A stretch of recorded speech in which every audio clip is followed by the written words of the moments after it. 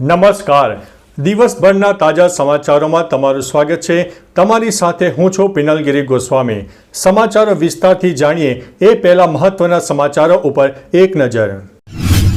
મિત્રો, આજની વિડીયોમાં વાત થશે પોરબંદરના મોરદરના ખેડૂતોનું આંદોલન સામે આવ્યું છે. ત્યારે વાત થશે હેન્ડબોલ ટુર્નામેન્ટમાં ગુજરાતની એક સાથે 3 ટીમ ક્વોલિફાય થઈ છે. મેટાએ ભારત સરકારની માફી માગી છે. ત્યારે વાત થશે ભારતની સૌથી મોટી જીત, આયર્લેન્ડને 304 રનથી હરાવ્યું છે. ત્યારે આગળ વાત થશે કેન્દ્રના કર્મચારીઓની ગ્રેજ્યુઇટીમાં વધારો કરવામાં આવ્યો છે. ત્યારે આગળ વાત થશે બિનવારસી આધાર કાર્ડનો ઢગલો મળી આવ્યો છે. સંગમ ત્યારે જઈશો જ્યારે માં ગંગા બોલાવશે. ત્યારે અન્ય સમાચારની વાત થશે તો હીરાના વેપારી સાથે છેતરપિંડી કરવામાં આવી છે.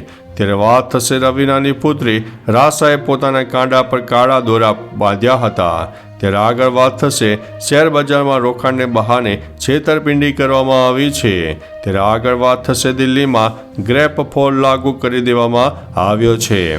પાકિસ્તાનને વિશ્વ બેંક પાસેથી લોન મળી છે. હવે મિત્રો સમાચારો વિસ્તારથી. વિશ્વ બેંકે પાકિસ્તાનને 10 વર્ષ માટે $20 અબજ લોન આપવા સંમતિ આપી છે. આ રકમ તેમની કન્ટ્રી પાર્ટનરશિપ ફ્રેમવર્ક હેઠળ આપવામાં આવશે. વિશ્વ બેંકે એવી પણ શરત મૂકી છે કે આ મૂડી મૃત્યુદર ઘટાડવા, કુપોષણ દૂર કરવા અને નવીનીકરણ ઉર્જા સ્ત્રોત અપનાવવા માટે અને આબોહવા પરિવર્તનનો સામનો કરવા માટેના પગલાં ઉપર ખર્ચવામાં આવશે. ઉલ્લેખનીય છે કે પાકિસ્તાન છેલ્લા ઘણા સમયથી આર્થિક સંકટનો સામનો કરી રહ્યો છે. મિત્રો, અન્ય મહત્વના સમાચારની વાત કરીએ તો દિલ્હીમાં ગ્રેપ ફોર લાગુ કરવામાં આવ્યો છે. રાજધાની દિલ્હીની હવાની ગુણવત્તા અત્યંત ખરાબ થઈ ગઈ છે. હવાની ગુણવત્તા બગડ્યા બાદ પ્રદૂષણની સ્થિતિને ધ્યાનમાં રાખીને ગ્રેપ ફોર પ્રતિબંધો લાદવામાં આવ્યા છે. આદેશમાં કહેવામાં આવ્યું છે કે 14 જાન્યુઆરી દિલ્હીનો એર ક્વોલિટી ઇન્ડેક્સ 275 નોંધાયો હતો. બુધવારે આ સંખ્યા વધીને 386 થઈ હતી. ત્યારે બુધવારે સાંજે 5 વાગ્યે એર ક્વોલિટી ઇન્ડેક્સ 393 હતો, જે સાંજે 6 વાગ્યે વધીને 396 થઈ ગયો છે. મિત્રો, અન્ય મહત્વના સમાચારની વાત કરીએ તો શેર બજારમાં રોકાણના બહાને છેતરપિંડી. અમદાવાદમાં સોલામાં રહેતા બેંક ક્લાર્ક સાથે શેર બજારમાં રોકાણના બહાને છેતરપિંડીની ઘટના બની છે. ભેજાબાજે સોશિયલ મીડિયા મારફતે શેર બજારમાં રોકાણ કરીને વધુ નફો કમાવાની લાલચમાં 59 લાખ રૂપિયા પડાવી લીધા હતા. આ બાબતે સાયબર ક્રાઇમ બ્રાન્ચમાં ફરિયાદ નોંધાવતા પોલીસે વધુ તપાસ આદરી છે. બેંક ક્લાર્કે લાલચમાં આવીને રોકાણ કરવાનું શરૂ કર્યું હતું. મિત્રો, અન્ય મહત્વના સમાચારની વાત કરીએ તો રવીનાની પુત્રી રાસાએ પોતાના કાંડા ઉપર કાળા દોરા બાંધ્યા હતા. રાસા ટૂંક સમયમાં બોલિવૂડમાં ડેબ્યુ કરવા માટે જઈ રહી છે. રાસાની પહેલી ફિલ્મ આઝાદ છે, જે 17 જાન્યુઆરી સિનેમાઘરોમાં રિલીઝ થશે. આ ફિલ્મમાં રાસા સાથે અજય દેવગનનો ભત્રીજો અમન દેવગન મુખ્ય ભૂમિકામાં રહેશે. આઝાદના પ્રમોશન દરમિયાન રાસા દરેક જગ્યાએ હાથમાં કાળા દોરા પહેરેલી જોવા મળી હતી. કેટલાક લોકોએ કહ્યું છે કે સ્ટાર કિડે ખરાબ નજરથી બચવા માટે આ દોરા પહેર્યા છે. મિત્રો, અન્ય મહત્વના સમાચારની વાત કરીએ તો હીરાના વેપારી સાથે છેતરપિંડી આચરવામાં આવી છે. સુરત શહેરના કાપોદ્રા વિસ્તારમાં હીરાના વેપારી સાથે 1.76 કરોડની છેતરપિંડી થઈ હોય તેવી ઘટના સામે આવી છે.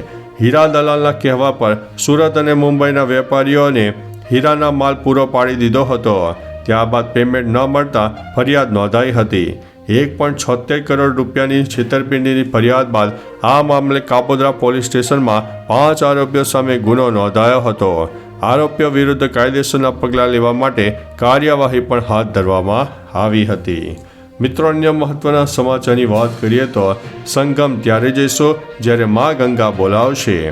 પ્રયાગરાજમાં થઈ રહેલા મહાકુંભમાં ડૂબકી ન લગાવવાના પ્રશ્ન પર સપાના વડા અખિલેશ યાદવે પ્રતિક્રિયા આપી છે. તેમણે કહ્યું છે કે ગંગા કોલકાતા સુધી વહે છે. કોઈ પણ વ્યક્તિ ગમે ત્યાં ગંગામાં ડૂબકી લગાવી શકે છે. દરેક સ્થળનું પોતાનું મહત્વ હોય છે. પ્રયાગરાજના સંગમ પર ત્યારે જઈશું જ્યારે માતા ગંગા બોલાવશે. હું હરિદ્વારમાં હતો અને મકર સંક્રાંતિ ઉપર ડૂબકી લગાવી છે. મિત્રો, અન્ય મહત્વના સમાચારની વાત કરીએ તો બિનવારસી આધાર કાર્ડનો ઢગલો મળી આવ્યો છે. હિંમતનગર શામળાજી હાઈવે પર મોડાસાના દાવલી ગામ નજીક ગરડાના નીચેથી આદિવાસી લોકોના આધાર કાર્ડનો ઢગલો મળી આવ્યો હતો. આ મામલે જાગૃત નાગરિકે તંત્રને જાણ કરી હતી. હાલ સુધી એ સ્પષ્ટ થઈ શક્યું નથી કે આ આધાર કાર્ડ કોના છે અને તે ત્યાં કેવી રીતે પહોંચ્યા. હવે તંત્ર આ મામલે કેવી કાર્યવાહી કરે છે તે હવે જોવાનું રહ્યું છે. મિત્રો, અન્ય મહત્વના સમાચારની વાત કરીએ તો કેન્દ્રીય કર્મચારીઓની ગ્રેજ્યુઇટીમાં વધારો. કેન્દ્રીય કર્મચારીઓને આપવામાં આવતું મોંઘવારી ભથ્થું 50%ને વટાવી ગયું છે. 1 જાન્યુઆરી 2024થી નિવૃત્તિ પર કેન્દ્રીય કર્મચારીઓને મળતી ગ્રેજ્યુઇટી 25 લાખ રૂપિયા થઈ ગઈ છે, જે પહેલાં 20 લાખ રૂપિયા હતી. કેન્દ્ર સરકારના કર્મચારીઓને નિવૃત્તિ પર મળતી 25 લાખ રૂપિયાની ગ્રેજ્યુએટ પર કોઈ ટેક્સ ચૂકવવાની જરૂર નથી. આ સંપૂર્ણપણે કરમુક્ત છે. ખાનગી કર્મચારીઓ માટે કરમુક્ત ગ્રેજ્યુએટી મર્યાદા માત્ર 20 લાખ રૂપિયા છે. મિત્રો, અન્ય મહત્વના સમાચારની વાત કરીએ તો ભારતની સૌથી મોટી જીત, આયર્લેન્ડને 304 રનથી હરાવ્યું છે. ભારતીય મહિલા ટીમે શ્રેણીની ત્રીજી અને અંતિમ વનડે મેચમાં આયર્લેન્ડને 304 રનથી હરાવ્યું છે. પ્રથમ બેટિંગ કરતા ભારતે 436 રનનો લક્ષ્યાંક આપ્યો હતો. જવાબમાં આયરિશ ટીમ 131 રનમાં ઓલ આઉટ થઈ ગઈ હતી. રનની દ્રષ્ટિએ આ ટીમની સૌથી મોટી જીત છે. Pratika રાવલને player of the match અને સિરીઝનો એવોર્ડ મળ્યો હતો. આ સાથે ભારતે 3 મેચની શ્રેણી 3-0થી જીતી લીધી છે. મિત્રો, અન્ય મહત્વના સમાચારની વાત કરીએ તો મેટાએ ભારત સરકારની માફી માંગી. માર્ક ઝુકરબર્ગની માલિકીની કંપની મેટાએ ભારત સરકારની માફી માંગી છે. ઝુકરબર્ગે કહ્યું હતું કે કોરોના સમયગાળા પછી યોજાયેલી ચૂંટણીઓમાં ભારત સહિત વિશ્વના મોટાભાગના દેશોમાં સરકારોએ સત્તા ગુમાવી દીધી, જ્યારે ભારતમાં સત્તાધારી પક્ષ જીત્યો છે. આવી સ્થિતિમાં આઈટી મંત્રી અશ્વિની વૈષ્ણવે એક્સ ઉપર પોસ્ટ કરીને ખોટી માહિતી ફેલાવવા બદલ મેટા પાસેથી જવાબ માંગ્યો હતો. જવાબમાં મેટાએ માફી માંગી છે. મિત્રો, અન્ય મહત્વના સમાચારની વાત કરીએ તો હેન્ડબોલ ટુર્નામેન્ટમાં ગુજરાતની એક સાથે 3 ટીમ ક્વોલિફાય. હેન્ડબોલ ટુર્નામેન્ટમાં ગુજરાતની એક સાથે 3 ટીમ ક્વોલિફાય થઈ છે. સામે આવેલી માહિતી અનુસાર સૌરાષ્ટ્ર યુનિવર્સિટીની વેસ્ટ ઝોનમાં ઓલ ઇન્ડિયામાં ક્વોલિફાય થનારી પહેલી વિશ્વવિદ્યાલય બની છે. સૌરાષ્ટ્ર યુનિવર્સિટી દ્વારા આયોજિત હેન્ડબોલની ઇન્ટર યુનિવર્સિટી વેસ્ટ ઝોન સ્પર્ધામાં 70 યુનિવર્સિટીના 1000 ખેલાડીઓ ભાગ લઈ રહ્યા છે. 25 વર્ષ પહેલાં ગુજરાત વિદ્યાપીઠની ટીમ ક્વોલિફાઈડ થઈ હતી. મિત્રો, અન્ય મહત્વના સમાચારની વાત કરીએ તો મોરદરના ખેડૂતોનું આંદોલન. પોરબંદરના મોરદર પસવારી ગામે ખેડૂતોએ આંદોલન શરૂ કર્યું છે.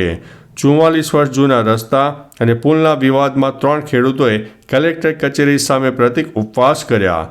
ખેડૂતોએ આક્ષેપ કર્યો હતો કે 44 વર્ષ પહેલાં તૈયાર કરાયેલા મૂળ નકશામાં ફેરફાર કરીને એકતરફી નિર્ણય લેવાયો છે.